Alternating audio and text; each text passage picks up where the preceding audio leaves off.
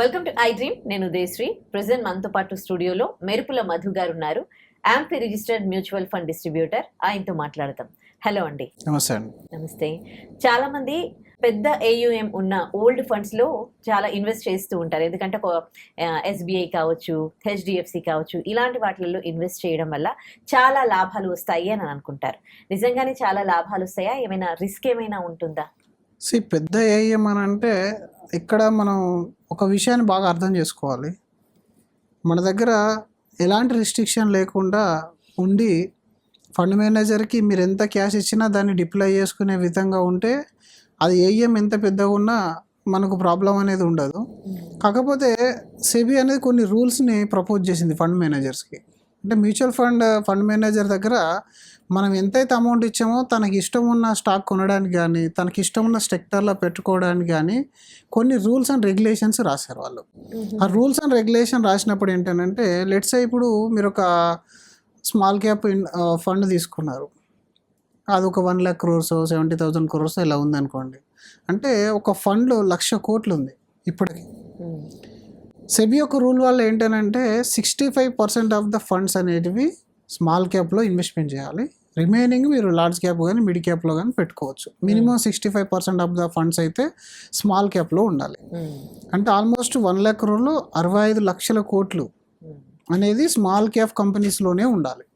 So ఇప్పుడు ఏంటంటే small caps అన్నీ బెటర్గా పర్ఫామ్ చేయవు. కొన్ని చాలా డ్రాస్టికల్గా డౌన్ అవ్వడం కాదు, కొలాప్స్ అయిపోతాయి. మరి అలాంటప్పుడు అలాంటి కంపెనీస్ని ఫిల్టర్ చేస్తూ వాళ్ళ యొక్క అనలిస్టులు ఏం చేస్తారంటే ఒక 10 నుంచి 20 అనేది ఒక స్టాండర్డ్ కంపెనీస్ ఉంటాయి, వాటిని తీసుకుంటారు. ఇంకొక 30 నుంచి 40 కొంచెం యావరేజ్ కంపెనీస్ ఉంటాయి. ఇలా మనం లిస్టు తీసుకుంటే 50 కంపెనీస్ 60 కంపెనీస్ కంటే ఎక్కువ ఉండదు, మంచి కంపెనీస్. ఇప్పుడు 65 లక్షల కోట్లు ఆ కంపెనీస్లోనే ఇన్వెస్ట్మెంట్ చేయాలి మనం.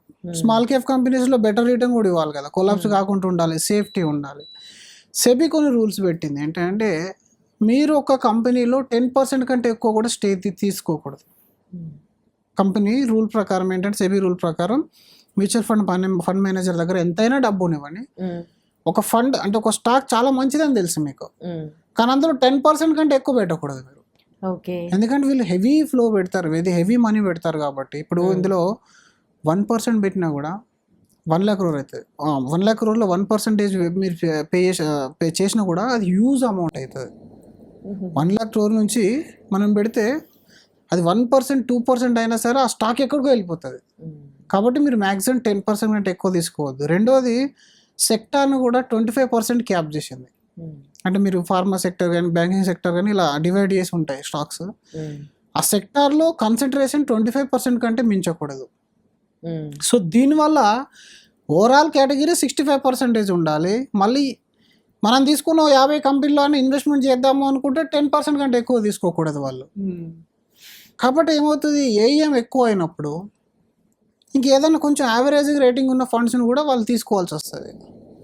ఎప్పుడైతే బిగ్గెస్ట్ ఫండ్స్లో తీసుకుంటామో, మంచి కంపెనీస్లో తీసుకుంటామో, అప్పుడు మీకు ప్రాబ్లం అనేది తక్కువగా ఉంటుంది. ఎప్పుడైతే యావరేజ్ ఉన్న కంపెనీస్లో మనం తీసుకోవాలంటే మీ రిటర్న్ అనేది తగ్గించుకుంటుంది.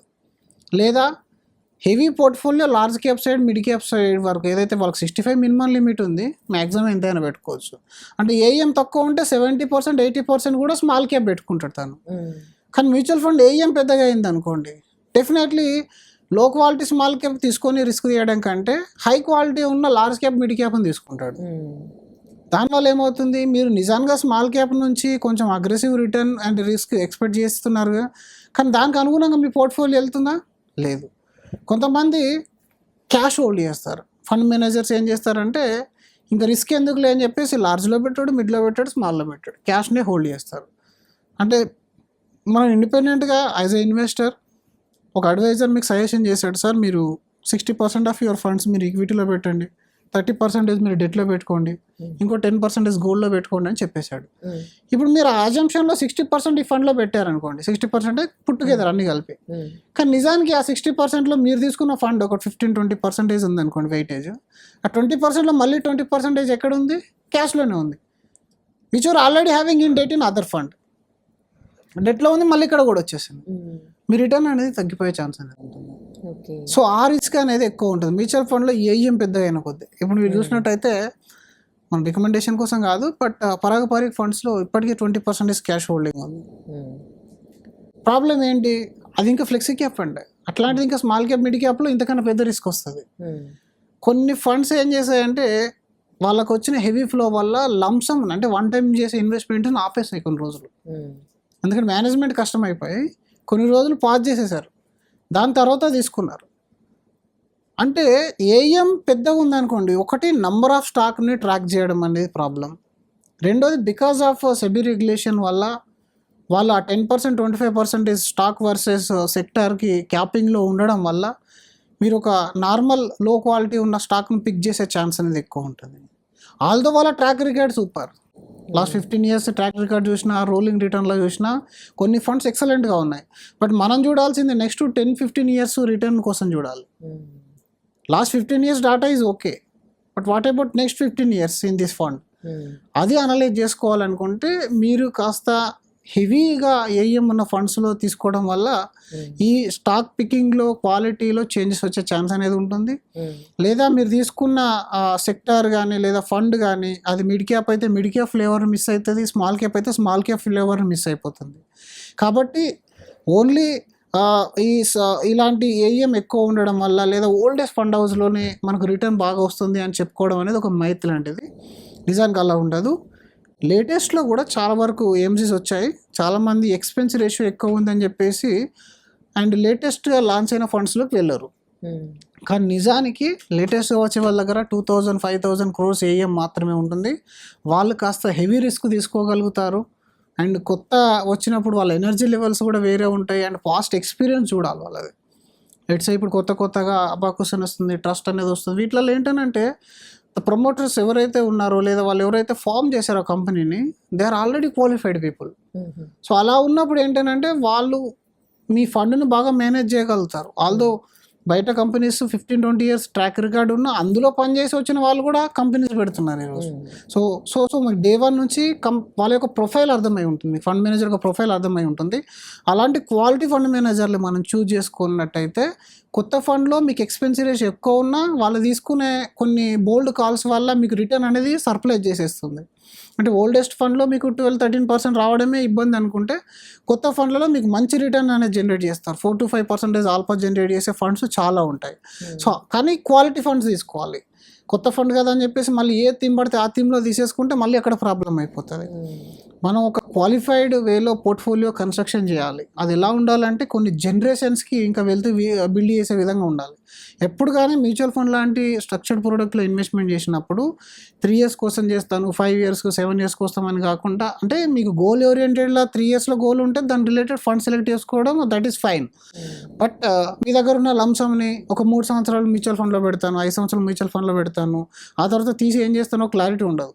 అలా కాకుండా నేను నెక్స్ట్ 15-20 years కనుక ఇందులోనే ఉంటూ నాకు అవసరం ఉన్నప్పుడల్లా మనీ విత్డ్రా చేస్తాను నా అవసరాలకి, లేనప్పుడు మళ్ళీ పోర్ట్ఫోలియో మెయింటైన్ చేస్తాను.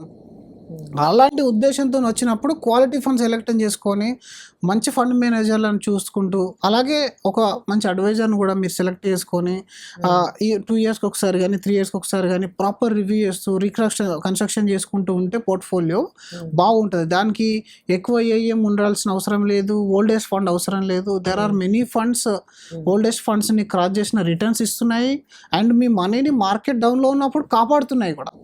జనరల్గా కొత్త ఫండ్స్ అనేటివి తొందరగా ఫాల్ అవ్వాలి, కానీ అలా లేదు. సిచ్యువేషన్ ఇప్పుడు కంప్లీట్లీ డిఫరెంట్గా ఉంది. కొత్త ఫండ్స్లో డ్రాడౌన్ రేషియో తక్కువ ఉంది.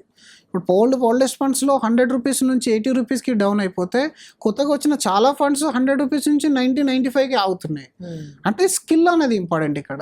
ఏ ఫండ్ హౌస్ అనేది కాకుండా పర్సన్ ఎవరు, ఆయనకున్న హిస్టరీ ఏంటి అనేది మనం చూసుకోవాలి. ఇదంతా మనం రెగ్యులర్గా చూడాలి అనుకుంటే డెఫినెట్గా మనం ఒక టైం అనేది ఇన్వెస్ట్మెంట్ చేసుకోవడం, అలాగే లేదా మీకు స్కిల్ ఉన్న ఎంప్లాయీతోని లేదా స్కిల్ ఉన్న ఒక డిస్ట్రిబ్యూటర్తో కానీ మీరు కనుక ట్రావెల్ చేశారనుకోండి, వీటన్నిటికీ సమాధానం దొరికిపోతుంది. అండ్ అప్పుడు ఏ టైంలో ఎంట్రీ అవ్వడం, ఏ టైంలో ఎగ్జిట్ అవ్వడం, ఇవన్నీ అన్నిటి గురించి కూడా మీరు క్లియర్గా తెలుసుకొని పోర్ట్ఫోలియో జర్నీ అనేది స్టార్ట్ చేయాలి. ఎందుకంటే ఇది వన్ టైం చేసే పాలసీ లాంటిది కాదు మ్యూచువల్ ఫండ్ ఇన్వెస్ట్మెంటింగ్ అనేది, ఇది లైఫ్ టైం కంటిన్యూ ఆస్తులు లాంటివి. సో అట్లాంటి ఆస్తి మనం బిల్డ్ చేయాలనుకుంటే కొంచెం ప్రాపర్గా అనలైజ్ చేసుకోవాలి. మరి ఎదుటి వాళ్ళు పక్కింటి వాళ్ళు చెప్పారని చెప్పేసి కొన్ని రకాల ఫండ్స్ని తీసుకుని తర్వాత ఇబ్బంది పడే ఇది చేయకూడదు. అలాగే గూగుల్ కానీ ChatGPT మీద కూడా డిపెండ్ అయ్యే వాళ్ళు కూడా చాలామంది ఈ రోజులు ఎక్కువ ఉన్నారు. ఎప్పుడైనా సరే ఇవన్నీ ఏంటంటే వాట్ ఈస్ పాస్ట్ అనేది చెప్తాయి, వాట్ ఈస్ ఫ్యూచర్ అని చెప్పవు. వాట్ ఈస్ ఫ్యూచర్ అని చెప్పాలంటే ఒక ఎక్స్పర్టే చెప్పగలుగుతాడు.